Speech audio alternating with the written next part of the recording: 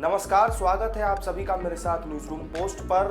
गुजरात और हिमाचल प्रदेश में विधानसभा चुनाव की तारीखों का ऐलान हो चुका है। हिमाचल प्रदेश में 12 नवंबर को एक ही चरण में मतदान होगा, जबकि गुजरात में 1 दिसंबर और 5 दिसंबर को 2 चरणों में चुनाव होगा और उसके बाद में दोनों ही राज्यों के जो नतीजे हैं वो 8 दिसंबर को आ जाएंगे और ये पता चल जाएगा कि कौन इन दोनों राज्यों में इस बार बाजी मार रहा है।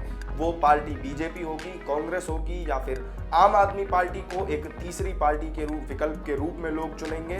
तमाम लोगों के मन में यही सवाल है, जो इन राज्यों के मतदाता हैं, जो वोटर हैं, उनके मन में भी, और जो देश भर के अलग अलग राज्यों में जो लोग हैं उनके मन में भी यही सवाल है कि आखिर इन राज्यों के चुनाव का जो नतीजा है वो क्या होगा।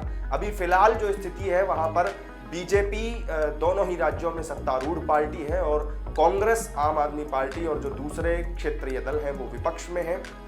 तो ये कहा जा सकता है कि दोनों ही राज्यों में कांग्रेस की जो स्थिति है वो काफ़ी कमज़ोर मानी जा रही है। और गुजरात में तो चुनाव प्रचार का जो पूरा कैंपेन चला उसमें आपको कहीं भी कांग्रेस नहीं दिखाई दी होगी और कमोवेश जो हाल गुजरात में कांग्रेस का था वही हाल हिमाचल प्रदेश में आम आदमी पार्टी का रहा। हिमाचल प्रदेश में आम आदमी पार्टी ने बहुत ज़्यादा बड़े स्तर पे, बहुत ज़्यादा जोर शोर के साथ वैसा चुनाव प्रचार नहीं किया जैसा कि उससे उम्मीद की जा रही थी, जैसा कि उन्होंने गुजरात में किया है। उस तरह का चुनाव प्रचार उन्होंने वहां पर हिमाचल प्रदेश में नहीं किया और कांग्रेस पार्टी ने गुजरात में वैसा चुनाव प्रचार नहीं किया जिस तरीके से वो हिमाचल प्रदेश में सक्रिय नजर आए हैं। तो दोनों ही राज्यों की तस्वीरों पर अगर आप नजर डालेंगे तो कांग्रेस की जैसी स्थिति एक राज्य में है, आम आदमी पार्टी की ठीक वैसी ही स्थिति एक दूसरे राज्य में दिखाई देती है। लेकिन बीजेपी जो कि सत्तारूढ़ पार्टी फिलहाल दोनों राज्यों में है, भूपेंद्र पटेल गुजरात में मुख्यमंत्री हैं, दूसरी तरफ हिमाचल प्रदेश में जयराम ठाकुर हैं। तो दोनों ही राज्यों में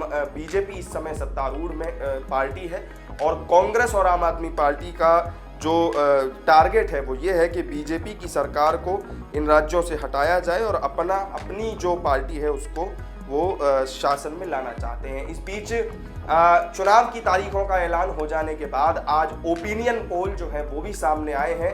यहाँ पर हम 2 एजेंसियों के जो ओपिनियन पोल हैं वो आपके सामने रखेंगे और जिनमें इन सवालों के जवाब आपको मिलेंगे कि इन दोनों ही राज्यों में चुनाव के जो नतीजे होंगे वो कैसे होंगे। तो ओपिनियन पोल से उनकी जो तस्वीर है वो कुछ हद तक आपको दिखाई देती है। तो चलिए अब बिना ज़्यादा वक्त ज़ाया ना करते हुए ओपिनियन पोल पे मैं सीधा आता हूँ और एबीपी सी वोटर का जो सर्वे है, जो बहुत ही महत्वपूर्ण सर्वे करने वाली एक एजेंसी है देश की, उसका सर्वे मैं सबसे पहले आपको बता देता हूं विगतवार तरीके से कि उन्होंने कितनी कितनी सीटें अलग अलग पार्टियों को दी हैं।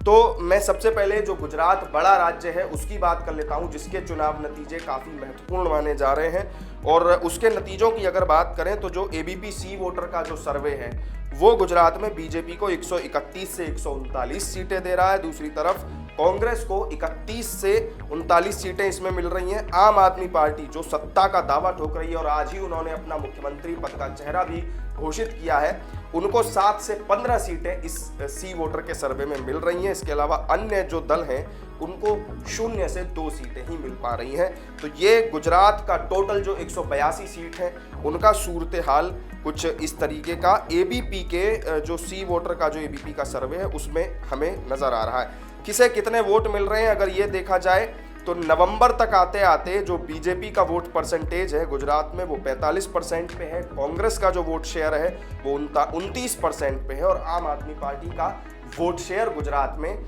20% के ऊपर है। यही वोट शेयर अगर अक्टूबर में जब हम बात करें तो अक्टूबर में यही वोट शेयर 47% पे था, कांग्रेस 32% पे उसका वोट शेयर था और आम आदमी पार्टी का वोट शेयर 17% पे था। तो अगर ये सारे जो वोट शेयर है वो मैंने आपको बताया, जो सीटों का जो इस सर्वे में जो तस्वीर दिखाई गई है वो मैंने आपको बताया। इसके अलावा अगर बात ये की जाए कि गुजरात में जो हम ये कहें कि अलग अलग जो गुजरात के हिस्से हैं वहाँ पर क्या तस्वीरें हैं, तो क्योंकि उत्तर गुजरात अलग है, दक्षिण गुजरात अलग है, सौराष्ट्र का एक गुजरात का हिस्सा आता है और इसके अलावा तमाम अलग अलग हिस्से हैं वो भी हम आपको यहाँ पर इस सर्वे में बताएंगे कि एबीपी का जो सी वोटर का सर्वे है उसके हिसाब से अलग अलग तस्वीरें क्या हैं। लेकिन पहले आपको ये बता दूं कि अक्टूबर में जो ये सीटों का आंकड़ा मैंने आपको बताया बीजेपी के पक्ष में कुछ सीटें कम होती हुई दिखाई दे रही। नवंबर में तक आते आते ये 131 से 139 का आंकड़ा बन गया है बीजेपी के पक्ष में, जो अक्टूबर में 135 से 143 तक था।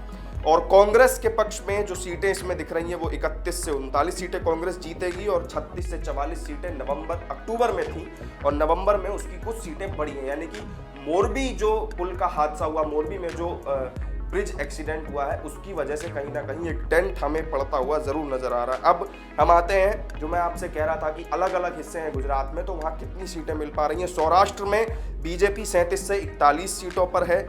इसके अलावा उत्तर गुजरात में बीजेपी 18 से 22 सीटें, दक्षिण गुजरात में 26 से 30 सीटें। इसके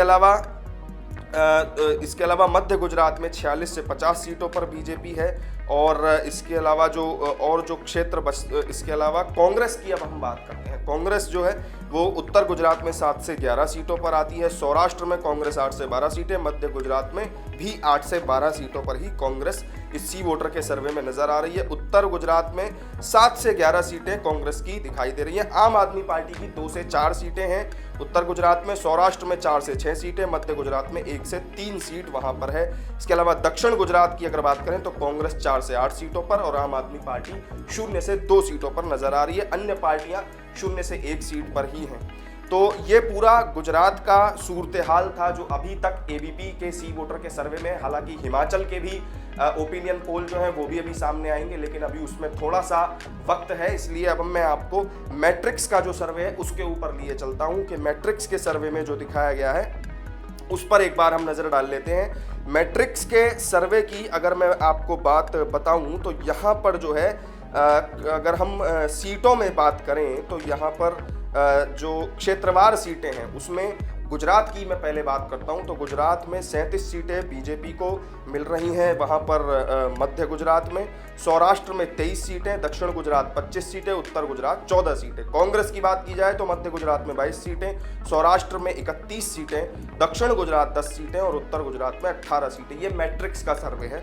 अन्य पार्टियां जो है वो मध्य गुजरात में 2 सीट ले रही हैं, लेकिन बाकी जितने भी इलाके हैं उन सभी में अन्य पार्टियां 0 पर हैं, 0 पर हैं। तो ये मैट्रिक्स के सर्वे के हिसाब से क्षेत्रवार आपको मैंने बताया है।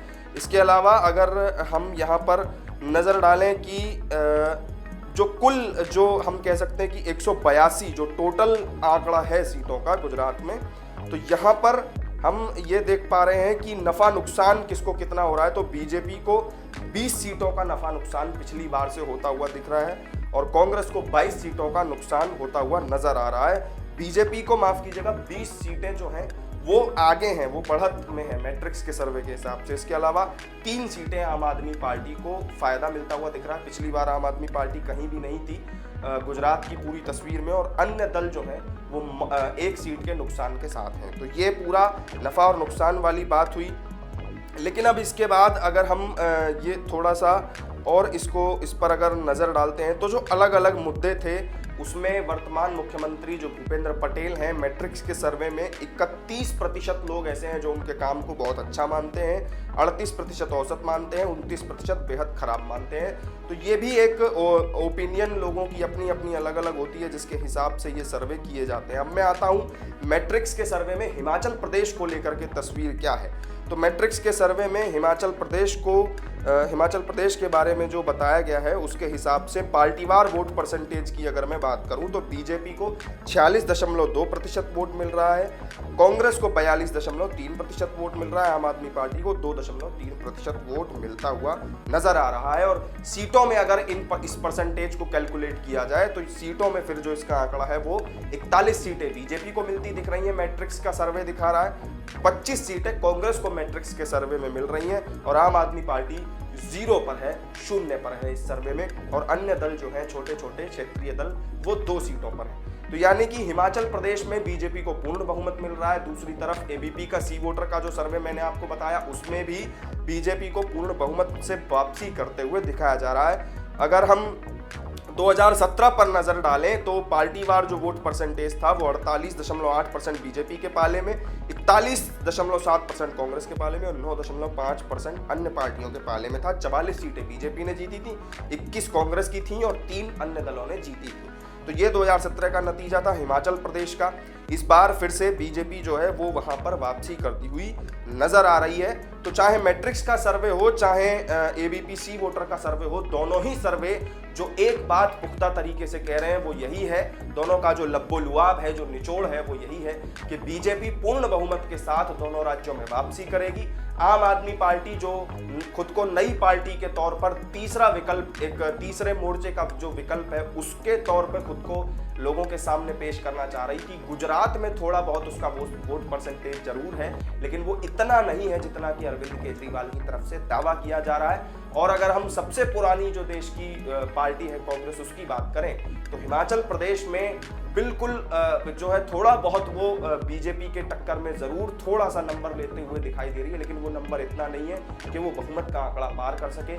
दूसरी तरफ गुजरात में कांग्रेस बिल्कुल ही एक तरीके से आप कह लीजिए कि शून्य है, नगण्य है, उसको हम जो भी कहना चाहें, गुजरात में कांग्रेस के लिए चिंता की बात है। दूसरी तरफ हिमाचल प्रदेश में भी कांग्रेस के पक्ष में चुनावी नतीजे जाते हुए नहीं देखे गए। तो ये इन दोनों ही सर्वे का सूरत हाल जो एक संक्षेप में मैंने आपको बताया है। इसके अलावा भी अभी आने वाले दिनों में और कुछ सर्वे सामने आएंगे, अभी और भी एजेंसियों के सर्वे सामने आने बाकी हैं। जब चुनाव जब वोट डाल दिए जाएंगे, उसके बाद जब मतगणना की तारीख नजदीक आएगी, उससे पहले एग्जिट पोल भी होंगे, तो वो भी देखना दिलचस्प होगा कि उनमें क्या कुछ तस्वीर सामने आती है। लेकिन फिलहाल मेरे साथ इस खास पेशकश में इतना ही। तमाम देश और दुनिया की खबरों के लिए आप जुड़े रहिए न्यूज़रूम पोस्ट के साथ। चैनल को सब्सक्राइब जरूर कर लीजिएगा। वीडियो पसंद आया हो तो लाइक शेयर कर दीजिएगा। नमस्कार।